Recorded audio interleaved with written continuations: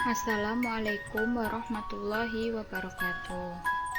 Selamat pagi dan tetap semangat ya untuk adik-adik kelas 10. Di sini saya akan menjelaskan tentang bab 3,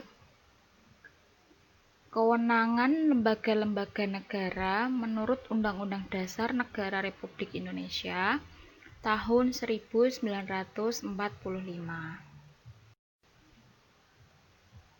Hari ini kita mempelajari yang pertama tentang subbab A, yaitu suprastruktur dan infrastruktur politik.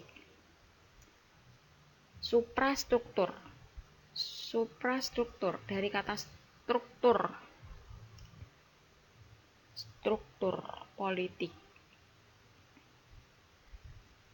yaitu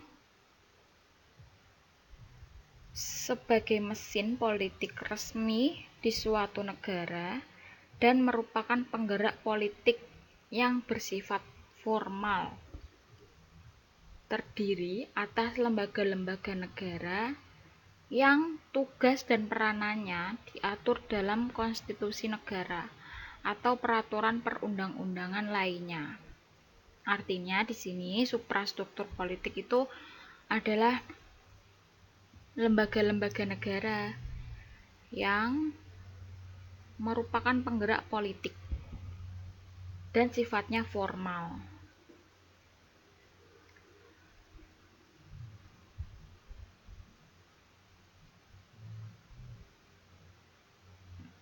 Nah, tentunya lembaga-lembaga negara ini mempunyai tugas dan peranan sendiri yang diatur dalam konstitusi negara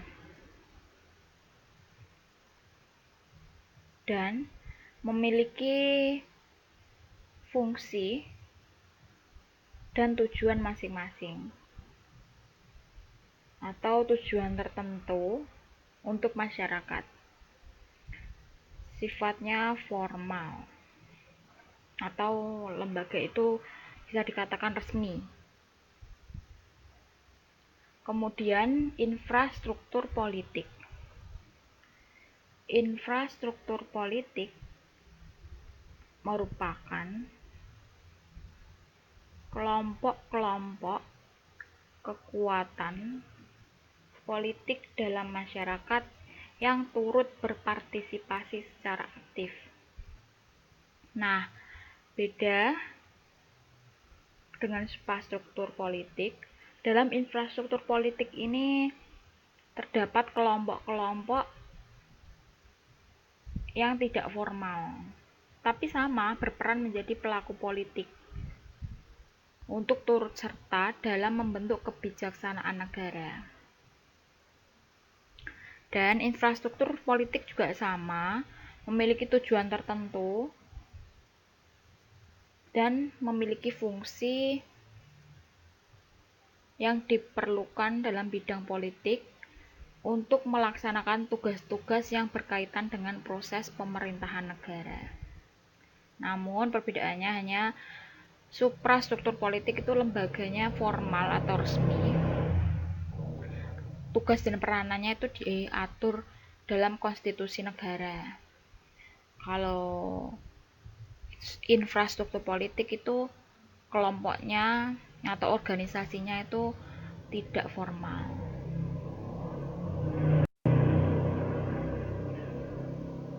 Nah, dalam sebuah negara itu pasti membutuhkan infrastruktur dan suprastruktur politik. Karena apa? Infrastruktur dan suprastruktur politik itu menjadi kekuatan negara. Negara itu jadi kuat dengan adanya infrastruktur dan suprastruktur itu. Karena ada suatu lembaga, suatu kelompok yang memiliki tujuan untuk kebutuhan masyarakat. Dalam menjalankan sistem politiknya, tentu diperlukan struktur lembaga yang dapat menunjang jalannya pemerintahan. Struktur politik juga merupakan cara untuk melembagakan hubungan antara komponen-komponen yang membentuk bangunan politik suatu negara supaya terjadi hubungan yang fungsional.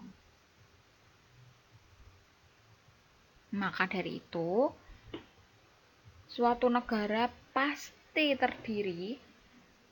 terdapat suprastruktur dan infrastruktur politik. Karena itu adalah merupakan kekuatan suatu negara. Termasuk negara kita Indonesia, tentunya ada infrastruktur politik dan suprastruktur politik itu sendiri. Nah, organisasi atau kelompok masyarakat di dalam infrastruktur politik itu sangat berpengaruh ya, saling berhubungan keduanya. Karena infrastruktur politik itu pasti terdiri banyak sekali organisasi atau kelompok masyarakat yang menjadikan kekuatan infrastruktur politik, dan infrastruktur politik itu menguatkan sebuah negara. Karena dalam infrastruktur politik itu sendiri kan terdapat organisasi-organisasi yang merupakan kebutuhan untuk menjalankan atau memenuhi kebutuhan yang diperlukan dalam bidang politik.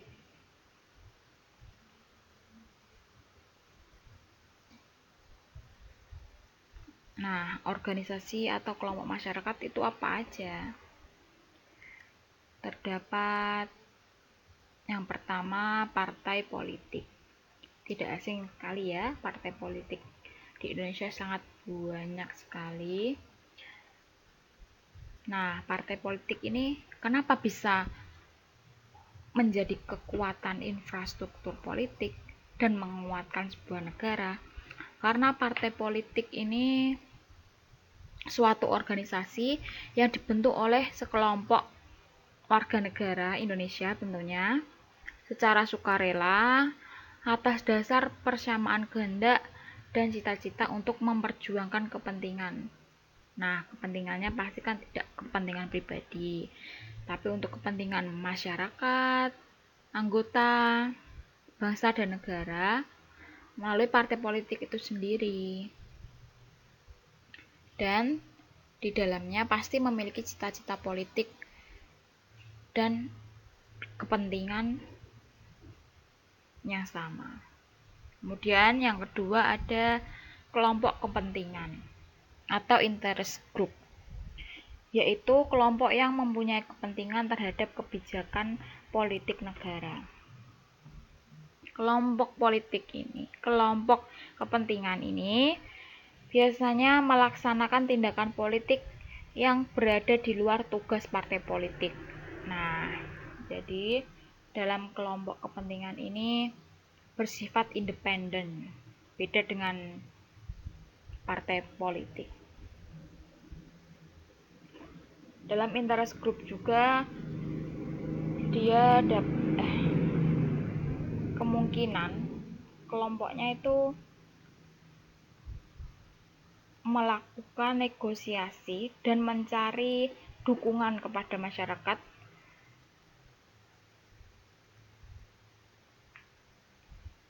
untuk bergandengan erat dalam suatu kelompok. Nah, contohnya ada lembaga swadaya masyarakat, serikat buruh, elit politik, serikat dagang. Itu dapat dikatakan interest group. Yang ketiga, pressure group atau kelompok penekan. Nah, kelompok penekan ini diartikan kelompok yang bertujuan mengupayakan atau memperjuangkan kelompok politik. Mereka tampil ke depan dengan berbagai cara untuk menciptakan pendapat umum yang mendukung keinginan kelompok mereka.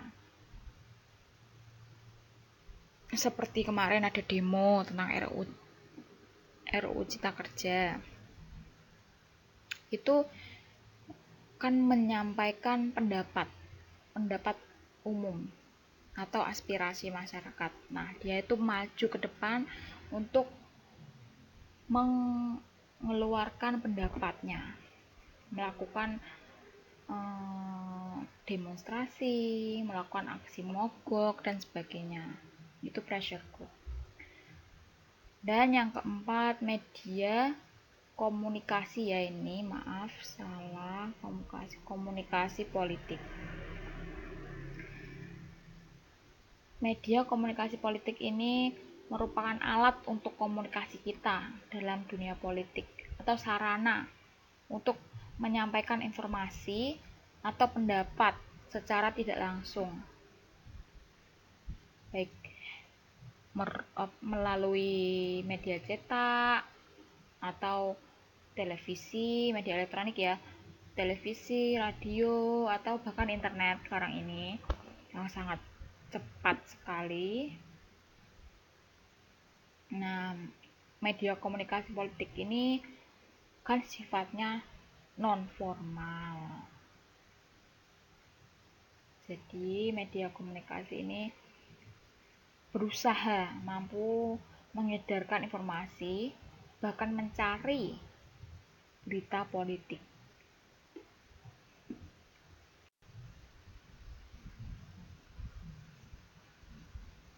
Nah, selanjutnya ada tugas. Coba kalian jelaskan tentang macam-macam organisasi atau kelompok masyarakat di atas ya, itu tadi yang keempat itu. Jelaskan dan apa peranannya. Kemudian berikan contohnya masing-masing satu. Misal partai politik itu apa contohnya, partai apa gitu. 2 masing-masing. Dikerjakan di buku, kemudian difoto ya, fotonya jelas, jangan blur, dan dikirim melalui Google Form. Link ada di grup, nanti saya share di grup.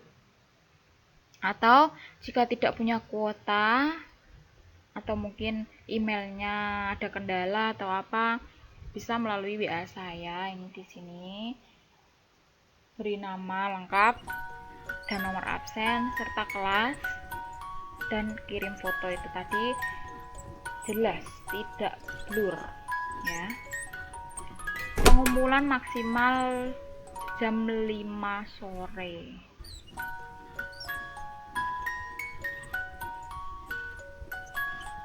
Sekian pembelajaran hari ini. Jangan lupa jaga kesehatan dan batas waktunya harus diingat jam 5 sore. Saya tunggu. Saya akhiri pembelajaran kali ini. Wassalamualaikum warahmatullahi wabarakatuh.